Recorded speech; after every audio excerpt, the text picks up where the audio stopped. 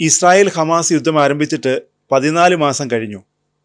ആഗോളതലത്തിൽ ഇക്കാലത്തുണ്ടായ സുപ്രധാന രാഷ്ട്രീയ മാറ്റം അമേരിക്കൻ തെരഞ്ഞെടുപ്പാണ്. ഡൊണാൾഡ് ട്രംപ് അമേരിക്കൻ പ്രസിഡന്റ് പദവിയിലേക്ക് എത്തുകയാണ്. തെരഞ്ഞെടുപ്പ് കാലം മുതൽ ഹമാസിന് മുന്നറിയിപ്പ് നൽകിക്കൊണ്ടാണ് ട്രംപിന്റെ വരവ്. ഹമാസ് തടവറയിൽ വെച്ചിരിക്കുന്ന ബന്ദികളെ മോചിപ്പിക്കുക എന്നതാണ് ട്രംപ് ഉന്നയിക്കുന്ന പ്രധാന ആവശ്യം. അല്ലെങ്കിൽ തകർത്ത് തരിപ്പണമാക്കുമെന്നാണ് ട്രംപിന്റെ ഭീഷണി. ഇതിനോട് ഹമാസ് എങ്ങനെ പ്രതികരിക്കുമെന്ന് ഉറ്റുനോക്കുകയാണ് ലോകം ഇപ്പോൾ. എന്നാൽ നിലവിൽ നടക്കുന്ന വെടിനിർത്തൽ കരാറിന് ഹമാസ് താൽക്കാലികമായെങ്കിലും വഴങ്ങുമെന്നാണ് രാഷ്ട്രീയ ലോകത്തിന്റെ വിലയിരുത്തൽ.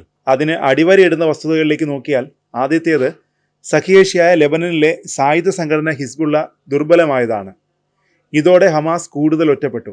യമനിലെ ഹൂതി വിമതർക്ക് നേരെ അമേരിക്കയുടെ നേതൃത്വത്തിൽ ശക്തമായ ആക്രമണം നടക്കുന്നതിനാലും ആയുധ സാമ്പത്തിക സഹായം കുറഞ്ഞതും ഹമാസിനെ പ്രതിരോധത്തിലാക്കിയിരിക്കുന്നു.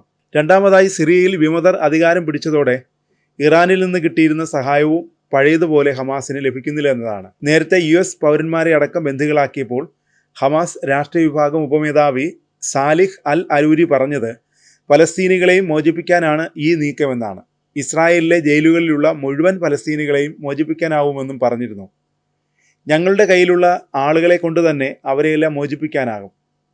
പോരാട്ടം നീളുന്നതിനനുസരിച്ച് പിടിയിലാകുന്നവരുടെ തോതും വർദ്ധിക്കുമെന്നായിരുന്നു അന്നത്തെ പ്രസ്താവന. എന്നാൽ സാഹചര്യം മാറി. നിലനിൽപ്പിനുള്ള പോരാട്ടത്തിലാണ് ഹമാസ്.